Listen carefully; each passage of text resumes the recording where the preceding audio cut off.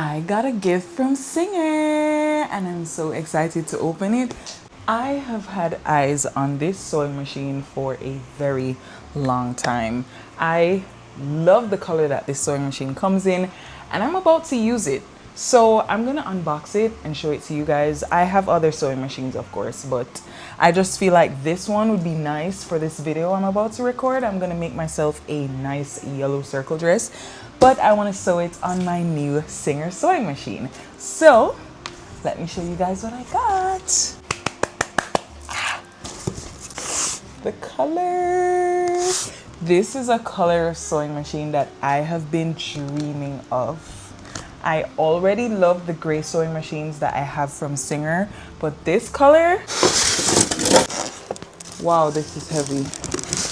This is heavy. This entire package was 19 pounds.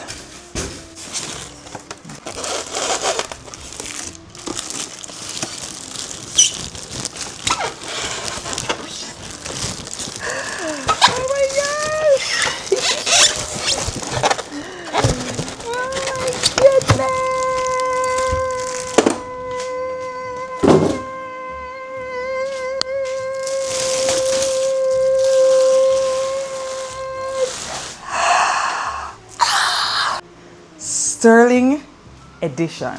Look at the silhouette. Are you seeing the silhouette right now? I already own a heavy duty sewing machine from Singer in gray and I love it.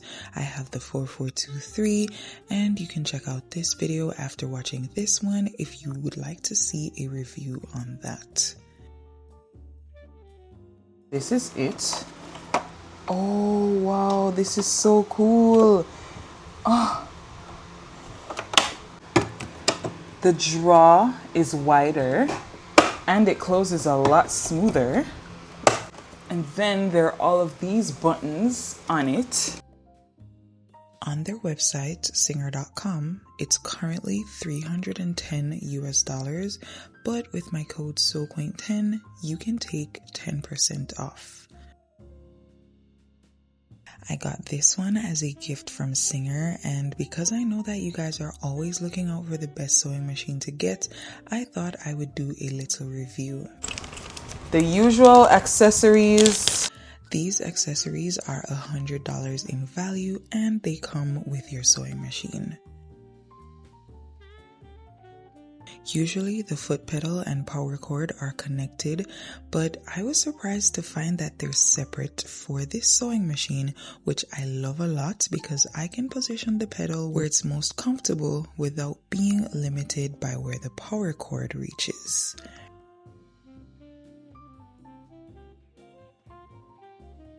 This sewing machine is computerized and it has 215 different stitch applications. The button with the M allows you to switch between different settings on the sewing machine. When the light is here, you can use these 4 buttons to select the stitch design that you want. When the light is here, you can use the buttons to select the stitch width. And when the light is here, you can use the buttons to select the stitch length you want. This right here is a presser foot guide, and it pretty much has a list that shows you all the different stitch applications, and on the left side it shows you which foot to use for each stitch, so that way you don't end up wasting your time trying to guess which one goes with which stitch or accidentally end up using the wrong one. This also helps with stitch quality and prevents damage to the fabric or the needle. With this button, you get to pick whether you want the needle to be up or down when you complete a stitch.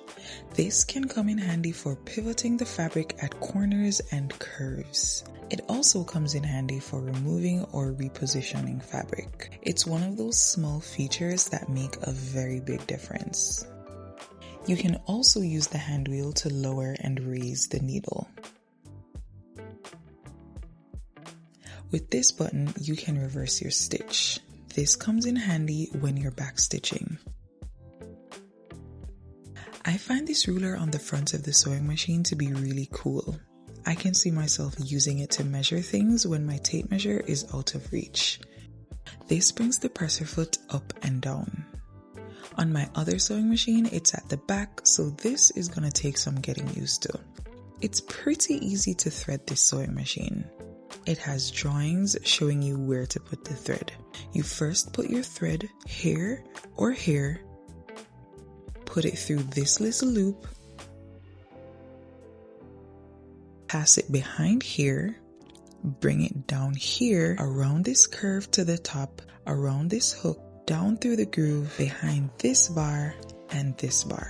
My other sewing machine has a built-in needle threader, but this one takes it to a whole other level. You just pull this down and it automatically goes into the eye of the needle. You wrap the thread around it, let go of this, and the thread will come through the eye of the needle. This takes the hassle and strain out of threading the needle. Filling the bobbin is easy as well. You still follow step 1, but after that, you wrap the thread around this knob, going from the front to the back, then over to the bobbin. The thread goes into the hole on the top of the bobbin. You want to wrap the thread around it a few times to prevent it from unraveling, then put it here and push it to the right. It's gonna make a click sound. Then you can step on the foot pedal and fill the bobbin. I like to fill mine just a bit while holding on to the thread, and then I cut it and press until it stops on its own. To put the bobbin into the sewing machine, you remove this cap which has markings on it.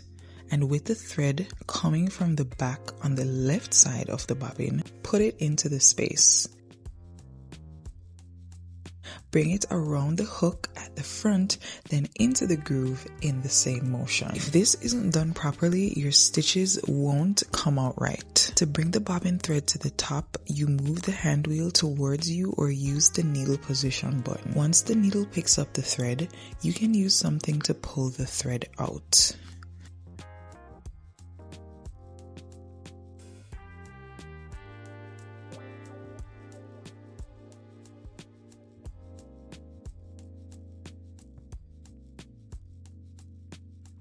This dial brings the thread tension up or down. Watch this video to learn more about that. This increases or decreases the pressure of the presser foot. So if you're sewing something light like lace fabric, you can decrease the pressure and do the opposite when sewing heavy fabrics like denim or canvas. If you like the Singer brand, love the color black, and like the computerized vibe with the red numbers, definitely get this sewing machine. I am in love with mine and I've only used it just a few times so far. It's not only beautiful, but it's also user friendly and good at sewing different types of fabrics. If your intention is to sew heavy fabrics at a really fast pace, an industrial sewing machine is your best bet. I knew it was time for me to get an industrial sewing machine when I wanted to start sewing commercially, but I still kept a domestic sewing machine on hand for zigzag stitches and buttonholes because most industrial sewing machines only do straight stitches. Don't buy this sewing machine if you're expecting to sew leather or 10 layers of denim on it. Everything has a limit, and if you take good care of this sewing machine, it can last for as long as possible. There are lots of people out there who say that this sewing machine is not good, but I'm convinced that those people just don't know how to use the sewing machine. Any sewing machine that you have can be great once you take good care of it and know how to actually use it. It's a domestic sewing machine, which means it's mostly intended for home sewing purposes. If this video was helpful, give it a thumbs up and don't forget to use my code SewQuaint10 on Singer.com so that you can get 10% off your next order. See you in the next one. Thank you, Singer!